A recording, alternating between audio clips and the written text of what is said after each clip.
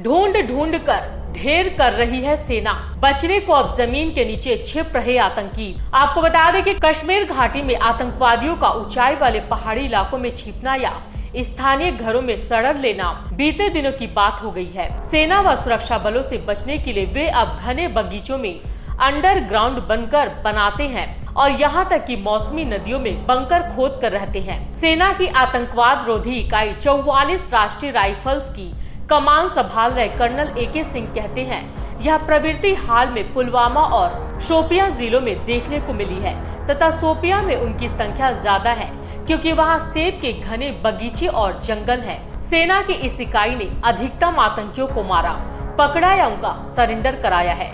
PTI भाषा से 44 राष्ट्रीय राइफल्स के बेहद पुख्ता सुरक्षा वाले मुख्यालय से बात करते हुए कर्नल सिंह और उनके दल को स्थानीय लोगों की समस्याओं को सुलझाने के लिए उनसे मिलते जुलते देखा जा सकता है। इस बातचीत के दौरान करियर संबंधी सुझाव देने से लेकर शिक्षा संबंधी उनकी बातों को सुनना शामिल रहता है। आतंकवादियों पर अंकुश लगाने के मामले में भी वे काफी आगे हैं।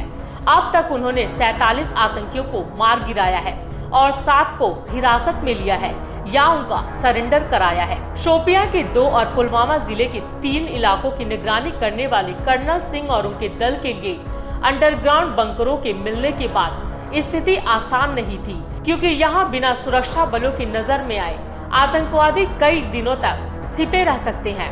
इन दोनों ही इलाकों को आतंकवादियों के गढ़ के तौर पर देखा जाता है। जल स्तर के उतार चढ़ाव और अचानक आने वाली बाढ़ से प्रभावित रहने के लिए चर्चित इलाके रामबी अरा के मध्य में कोई बंकर मिलना सुरक्षा बलों के लिए किसी अचरज से कम नहीं था और इसने कर्नल सिंह तथा उनकी टीम को नए सिरे से अपनी योजना पर सोचने के लिए मजबूर कर दिया।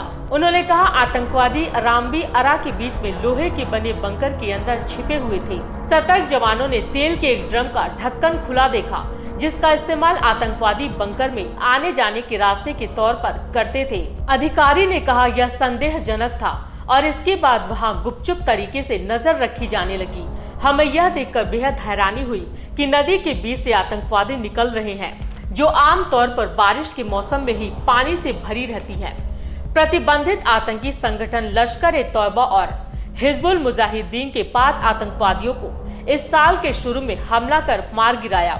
हालांकि सेना के इस आतंकवादियों के मारे जाने से ज्यादा चिंता की बात यह थी कि आतंकवादी अंडरग्राउंड बंकरों को बनाने और उनमें रहने में सक्षम है। तकनीकी खुफिया निगरानी और मानव संसाधनों के जरिए आसपास के इलाकों तथा खासकर शोपियां में सर्वे का आदेश दिया गया जिसके नतीजे उत्साहजनक रहे। पारंपरिक कश्मीरी घरों के अंदर तहखानों और अंडरग्राउंड बंकरों की जानकारी मिलनी शुरू हो गई।